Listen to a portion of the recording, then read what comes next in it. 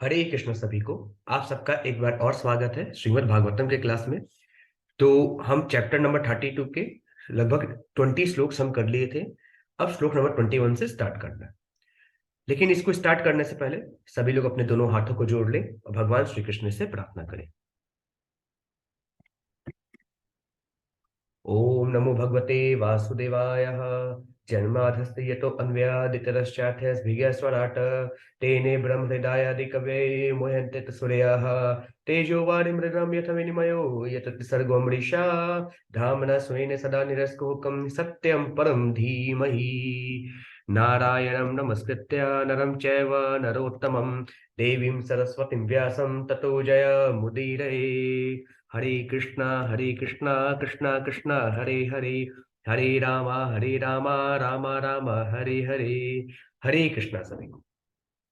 अब श्लोक नंबर 21 से स्टार्ट करते हैं, जहां पे कपिल मुनि भगवान कहते हैं ततस्ते क्षीण सुकृतः पूर्णलोक मिमं सति पतन्ति विवशा देवः सद्यो बिभ्रंसितोदयः। अब कपिल मुनि भगवान कहते हैं जब उनके पुण्य कर्म का फल चुक जाता है तो वे देववश नीचे गिरते हैं और पुनः इस लोक में आ जाते हैं। जिस प्रकार किसी व्यक्ति को ऊंचे उठाकर सहसा नीचे गिरा दिया जाए। फिर आगे कपिल मुनि भगवान कहते हैं तस्मात्त्वं सर्वभावेन भजस्व परमेष्ठिनं तद्गुणाश्रयया भक्त्या भजनीय पद अम्बुजम। अब कपिल मुनि भगवान कहते हैं अतः हे माता, मैं आपको सलाह देता हूं कि आप भगवान की शरण ग्रहण करें, जिनके चरण कमल पूजनीय हैं। इसे आप समस्त भक्ति तथा प्रेम से स्वीकार करें, क्योंकि इस तरह से आप दिव्य भक्ति को प्राप्त हो सकेंगी।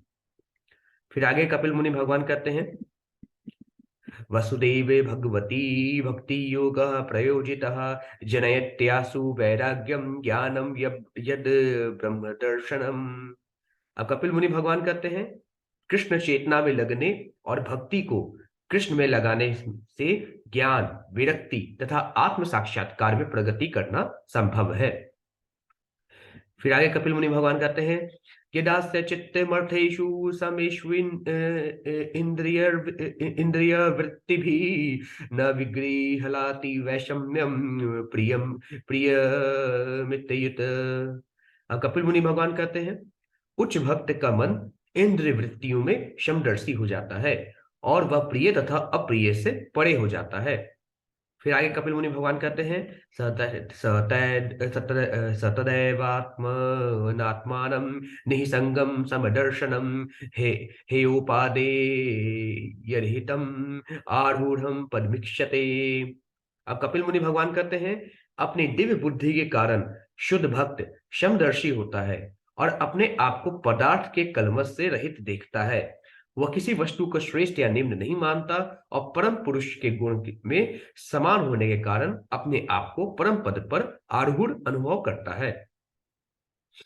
फिर आगे कपिल मुनि भगवान कहते हैं ज्ञान मात्रम परम ब्रह्मा परमात्मेश्वर पुमान दृश्यादिभि पृथग भावे भगवान एक ईयते।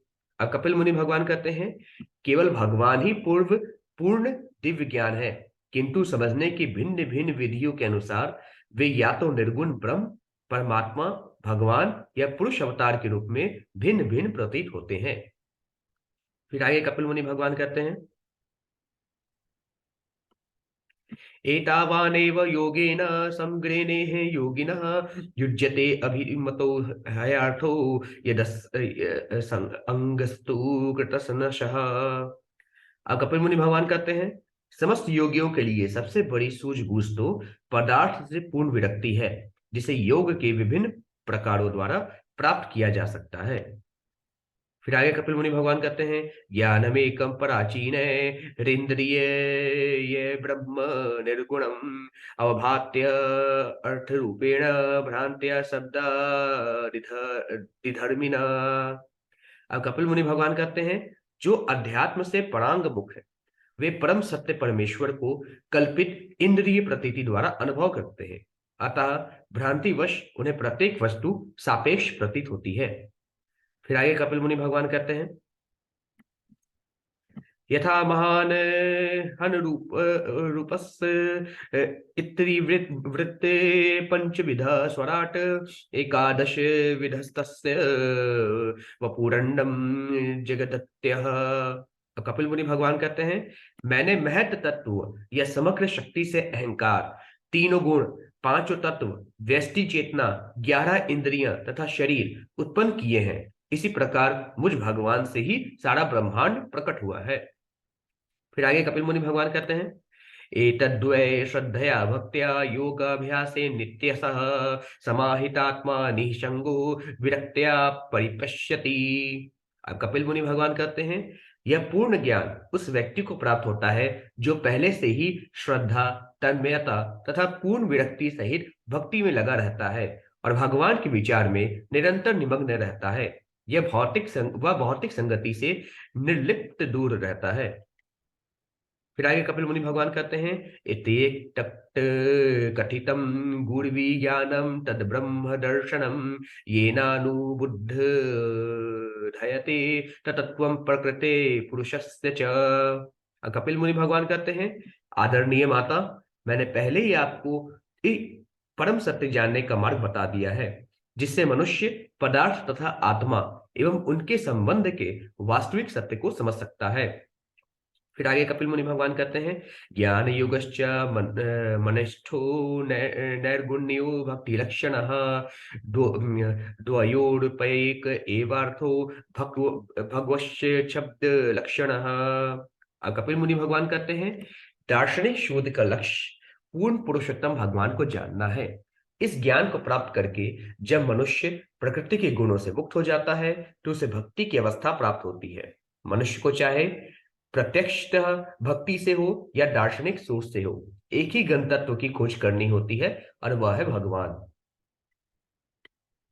फिर आगे कपिल मुनि भगवान कहते हैं, यथे इंद्रिय है पृथ्वी अग्द्वारे अर्थो बहुगुणाश्रय एको नानयते तद्व अद्य भगवान शास्त्रवर्तमभि।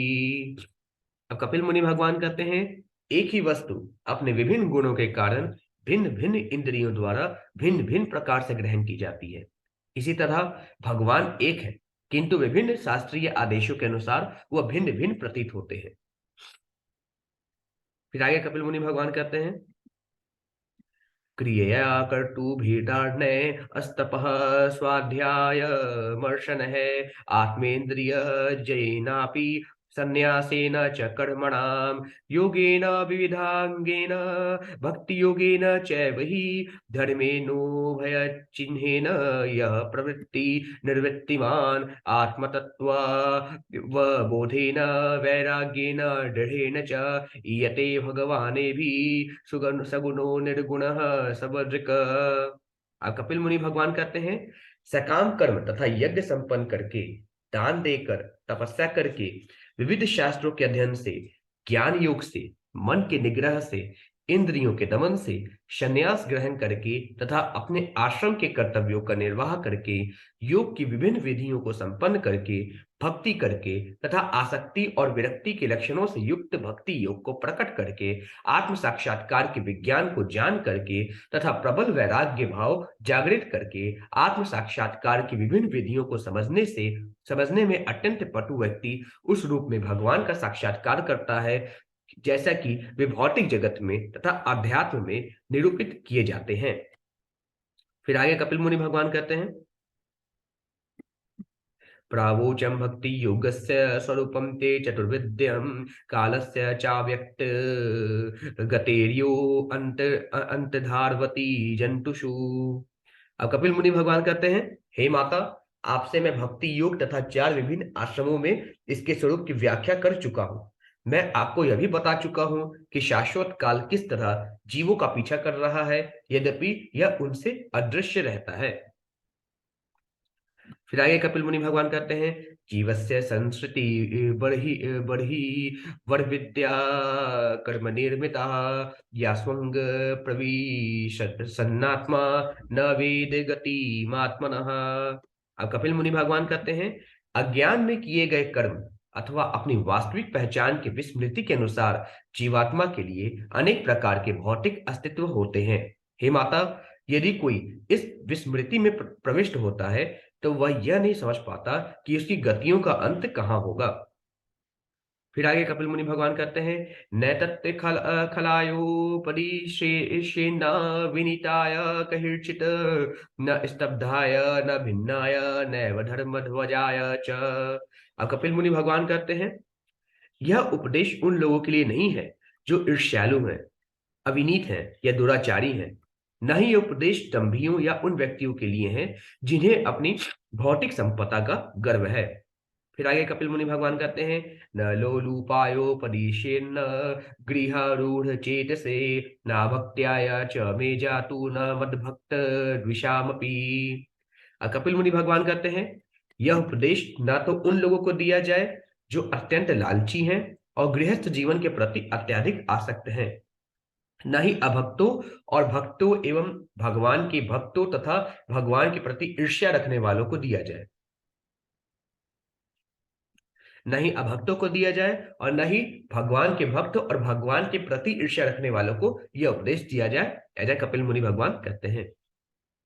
फिर आगे कपिल मुनि भगवान कहते हैं, श्रद्धानाय भक्ताय विनीताय न सूयवे भूतेषु कृतमैत्राय शुश्रूषाभिरताय च। अब कपिल मुनि भगवान कहते हैं, ऐसे श्रद्धालु भक्त को उपदेश दिया जाए जो गुरु के प्रति सम्मान पूर्ण द्वेष न करने वाला, समस्त जीवों के प्रति मैत्री भाव रखने वाला हो तथा श्रद्धा और निष्ठा पूर्वक सेवा करने के लिए उत्सुक हो। फिर आगे कपिल मुनि भगवान कहते हैं, बहिर्जात विरागाय शांत चित्ताय दीयताम निर्मत्त सराय सुचये यस्याहं प्रेयसाम प्रियः। अब कपिल मुनि भगवान कहते हैं, गुरु द्वारा यह उपदेश ऐसे व्यक्तियों को दिया जाए जो भगवान को अन्य किसी भी वस्तु से अधिक प्रिय मानते हैं, जो किसी के प्रति द्वेष नहीं रखते, जो पूर्ण शुद्ध चित्त हैं और जिन्होंने कृष्ण चेतना की परिधि के बाहर विराग उत्पन्न कर लिया है। फिर आगे कपिल मुनि भगवान कहते हैं, यह इदम श्रीणु यादम्ब श्रद्धया पुरुषः सकृत यो वाभिधत्ते मच्चित्तः स हयोति पदवीं च मे। अब कपिल मुनि भगवान कहते हैं, जो कोई श्रद्धा तथा भक्ति पूर्वक एक बार मेरा ध्यान करता है, मेरे विषय में सुनता है तथा कीर्तन करता है, वह निश्चित ही भगवान के धाम को वापस जाता है। तो इस प्रकार श्रीमद् भगवद गीता के 3 स्कंद के अंतर्गत कर्म बंधन नामक 32वें अध्याय के भक्ति वेदांत तात्पर्य पूर्ण हुए। बोलिए श्री कृष्ण भगवान की जय, वृंदावन बिहारी लाल की जय। हरे कृष्णा। अब इस कैंटो 3 के आखिरी चैप्टर नंबर 33 कल से स्टार्ट करेंगे, कपिल के कार्यकलाप। आज के लिए बस इतना ही। सभी को हरे कृष्णा।